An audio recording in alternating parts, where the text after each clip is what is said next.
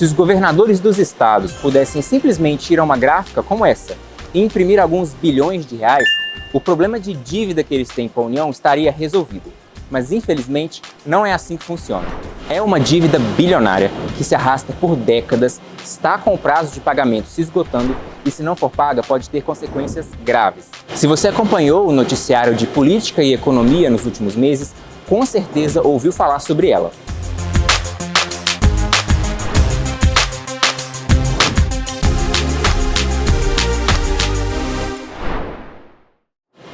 Mas afinal, que dívida é essa?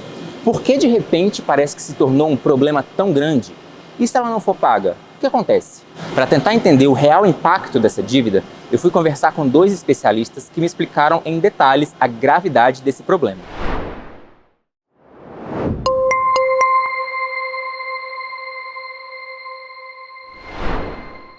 A maior fonte de renda de um Estado, de onde que o Estado pega dinheiro? Ele pega dinheiro, em regra, de tributos. Só que nem sempre esses impostos, essas taxas, são suficientes para dar conta de toda a demanda de serviços públicos que nós temos hoje. E aí o Estado, ele pode se valer do endividamento para conseguir recursos hoje, para conseguir dinheiro hoje, se endividando para isso, e pagar de forma parcelada ou num longo espaço de tempo. E essa dívida foi parar na mão do governo federal. Se ele parar de receber do estado de Minas Gerais, Rio de Janeiro, de São Paulo, de todos os estados, ele vai ter um monte de dívida aqui dentro que não tem nenhuma receita entrando para ele fazer o pagamento. Então ele vai ficar com um problema fiscal gigantesco na mão dele.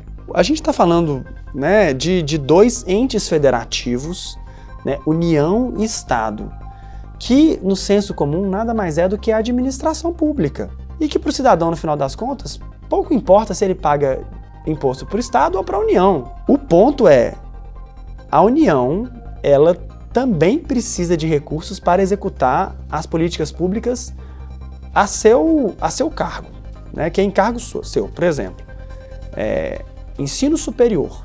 O Estado ele tem instituições de ensino superior, mas quem mais tem instituições públicas de ensino superior é a União.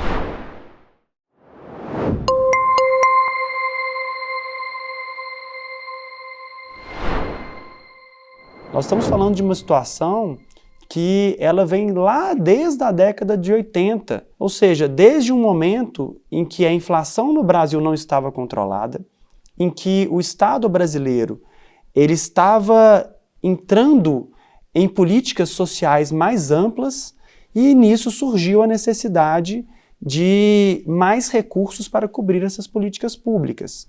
Na década de 80, a gente tinha uma inflação muito elevada e a inflação elevada, por incrível que pareça, ela era favorável ao Estado.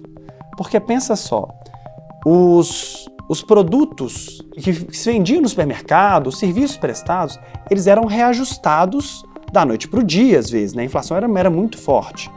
E com o reajuste desses produtos, a população acabava pagando imposto sobre o preço mais atualizado. E as obrigações do Estado, elas não eram reajustadas nessa mesma velocidade. Então o Estado ele tinha mais dinheiro por causa da inflação e a obrigação ela ficava diluída no tempo. E a política monetária do Plano Real foi uma política monetária muito restritiva. As taxas de juros eram extremamente elevadas. Então isso faz com que você tenha um aumento da taxa de juros leve o quê? Ao aumento da dívida. Você não consegue pagar os juros, você faz o quê? Emite dívida para pagar juros. E vai fazendo o quê? Esse ciclo.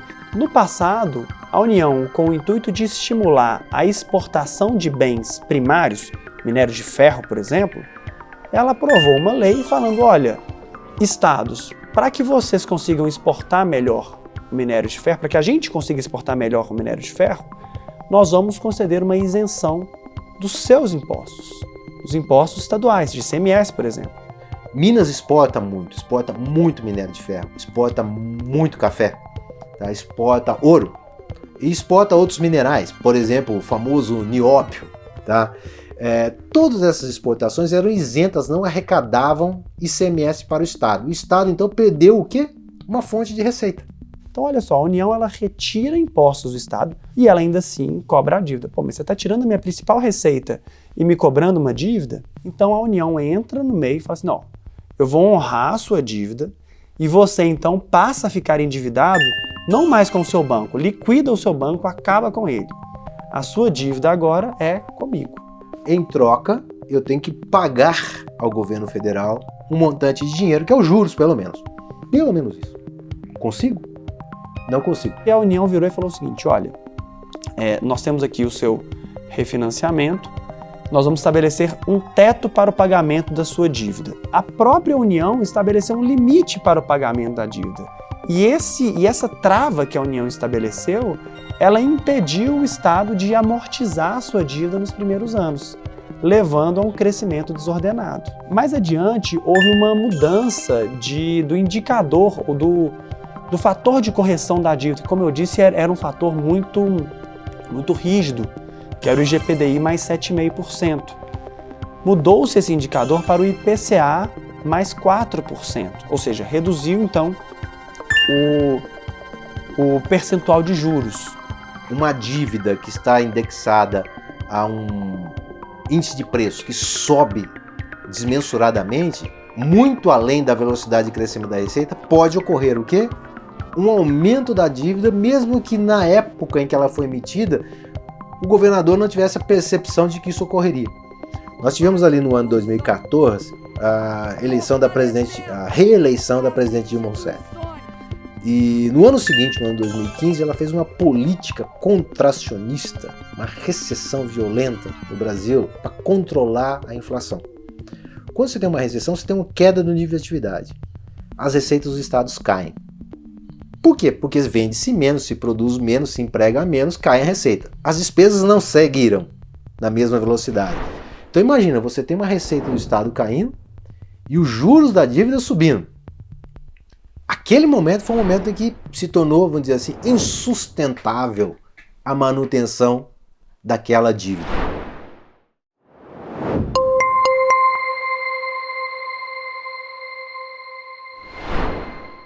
Alguns estão piores do que os outros, seja pelo volume da sua dívida, seja pelas regras que a União trouxe para o pagamento dessas dívidas, né? Porque esse estabelecimento do percentual de juros, ele foi baseado muito no valor que os estados deram a título de amortização inicial da dívida. Se o Estado deu um valor muito grande para amortizar a dívida, os juros passaram a ser menores. Se o Estado deu um valor muito alto, os juros menores. Deu um valor muito baixo, os juros passaram a ser maiores. O outro fator foi a guerra fiscal, que é a disputa que um Estado tem com o outro para atrair empresas. Então as empresas saem de um Estado, vão para o outro, em favor do quê? Em troca do quê? De menor tributação. Então muitas vezes a atividade econômica crescia e a receita estadual, a arrecadação do Estado, não crescia tanto quanto a atividade econômica. Então não é um fator único. Por exemplo, como eu falei anteriormente, tá? Um governador gastou mais do que ele arrecadava. Até que isso é razoável algumas vezes, para fazer algum atendimento emergencial, alguma situação dramática, né? Agora, ele não controla todos os outros fatores.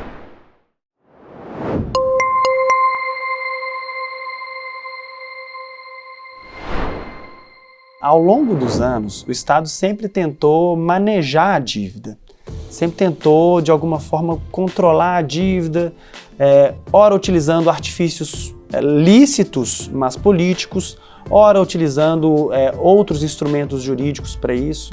E no caso de Minas Gerais, especificamente, entre o final do governo Fernando Pimentel e durante o governo Romeu Zema, o Estado passou a recorrer a um mecanismo de ajuizamento de ações no Supremo Tribunal Federal, pedindo para não pagar a sua dívida, tendo em vista que ele estava no processo de adesão ao regime de recuperação fiscal, que é um regime para salvar estados em situação financeira grave. E a gente chega num ponto atualmente em que, de um lado, o prazo que o STF deu para o Estado aderir ao regime de recuperação fiscal, que era o motivo que levou o Estado a pedir a suspensão, ele está se esgotando. E hoje nós estamos num impasse crítico. Por quê? Porque o governo tem que arranjar uma solução nos próximos meses. Ou melhor, dependendo do prazo, nas próximas semanas.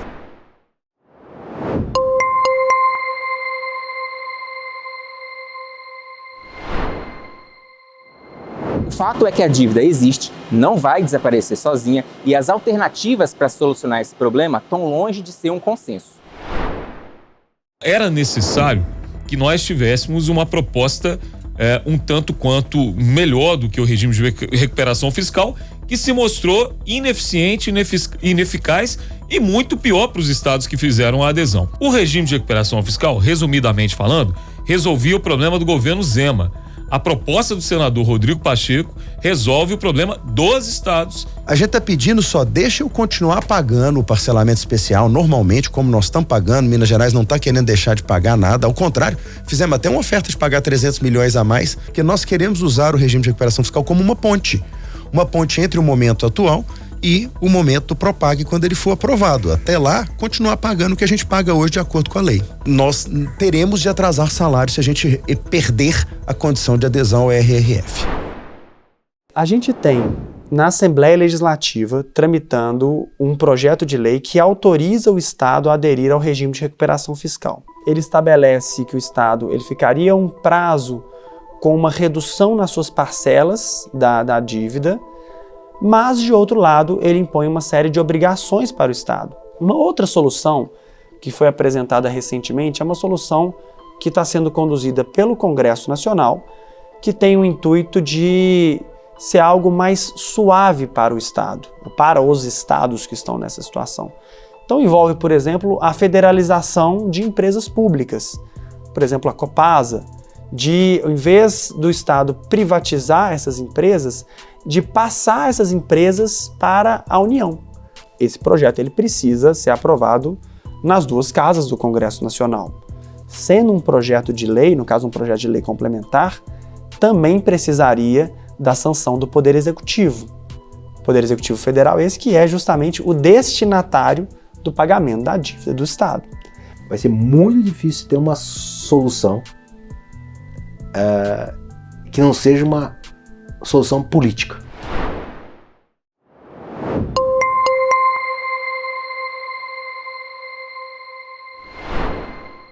No final do dia, o impactado é o cidadão. Seja o cidadão que no presente momento ele vai ter um impacto nas políticas sociais dele, seja o cidadão que, num presente também, quando o Estado precisar de contratar um novo endividamento para uma política social, o Estado não vai ter esse financiamento concedido por uma instituição financeira. E também um impacto na oferta ou no aprimoramento de investimentos em áreas que já são muito críticas, como é o caso da educação e também da saúde. Cada estado tem uma proposta. Eventualmente, alguns colocam até transferência de ativos. Tá? Esse ativo me pertence, essa empresa, esse negócio, essa atividade, eu vendo ou transfiro para o Estado. União. Transfiro do Estado para a União. Cada estado vai desenhar uma proposta, mas certamente ela vai impor com muita rigidez e muita força cortes no gasto. É muito politicamente complicado para um governador reduzir os serviços públicos no seu estado. Provavelmente, ele terá o quê? Disputas políticas e reclamações do público, da sua população, falando piorou a saúde, piorou a educação, piorou o transporte público, piorou a iluminação pública, piorou o que for, porque ele tem que cortar esses gastos. O cidadão comum, ele acorda de manhã, vai trabalhar, trabalha 8 horas, volta para casa, tá cansado, quer dormir, etc. Aí você vai falar para ele o seguinte: olha, além de você trabalhar, você tem que pensar na dívida do Estado. Como? Eu tenho a minha dívida, eu tenho a dívida do Estado. Ele não consegue raciocinar com isso. É razoável que ele não consiga raciocinar com isso. É algo complicado. É algo complicado. Então eu não espero que o cidadão, de fato, tenha essa percepção. Porém, o governador é obrigado a ter essa percepção. Qual das forças vai prevalecer nesse cabo de guerra político? Qual será o desfecho desse grande impasse que se tornou a dívida de Minas Gerais? Para saber isso, só acompanhando os próximos capítulos dessa história. E para ficar por dentro de todos os desdobramentos, se inscreve aqui no canal e acompanhe o portal e as redes sociais de O Tempo.